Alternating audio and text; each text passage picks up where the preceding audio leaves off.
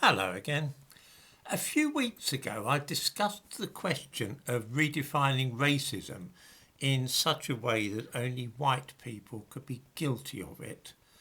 Um, but now that the Merriam-Webster, the American dictionary, has actually changed the definition in their online version, I thought it might be worth considering the matter further. I will begin by saying something which I think is indisputably true, which is that racism, nationalism, discrimination, and xenophobia are common to all nations and all ethnic groups. Or if there is a nation or an ethnic group which does not indulge in those things, I'd be very interested to hear of it. Nobody has a monopoly of the practice of these things.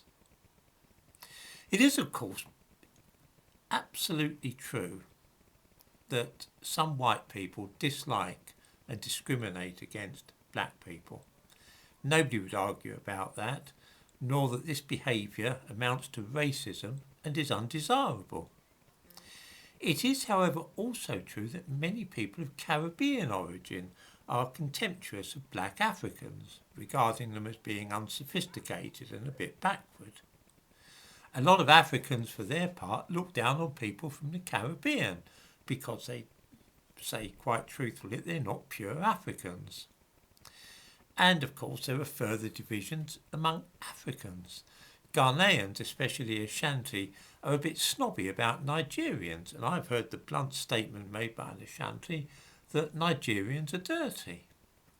Within Nigeria, there is prejudice in the cities of the south, like Lagos and Port Harcourt, Yoruba and Igbo areas, against the Hausa, who live up in the north. People in Lagos think that the Muslim Hausa are a bit primitive. In Britain, I've heard Jews use unfortunate expressions which are derogatory to black people, and I've heard black people do the same about Jews. I've also known black people refer to an Indian as a Paki man. Chinese people look down on everybody else, of course, including white people. Until last year, the Merriam-Webster dictionary included all this kind of thing in its definition of racism as racial prejudice or discrimination. Quite right too. There is, to my mind, nothing to choose between any of the examples which I give above. They are all of a piece.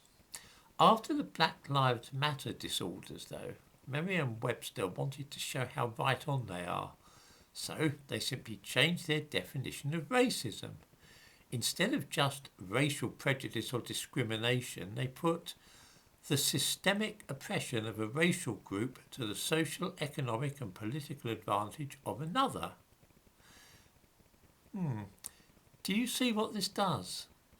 In effect, it gives black people and any other minorities a free card to behave as they wish without it being possible to accuse them of racism. How cool is that? If you have an economic, social and political system which you can use to oppress somebody, then you can be racist.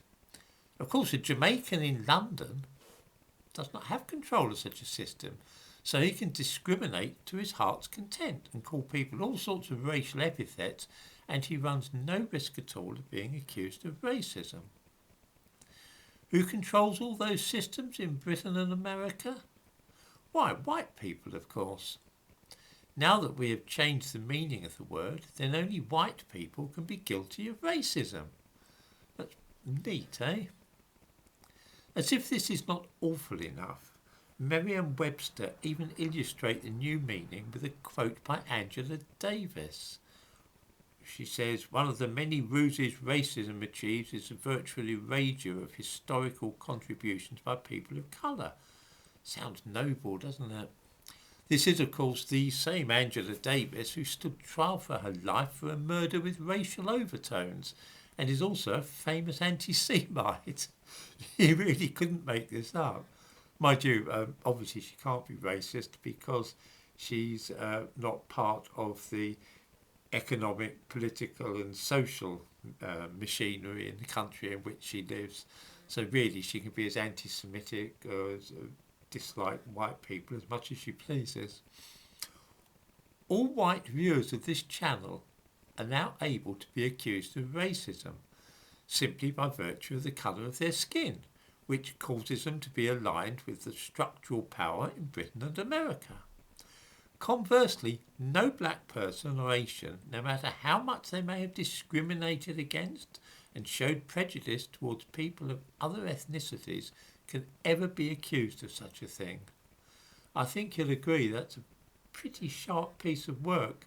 In the description to this video, I include a link to the new definition in the Merriam-Webster online dictionary.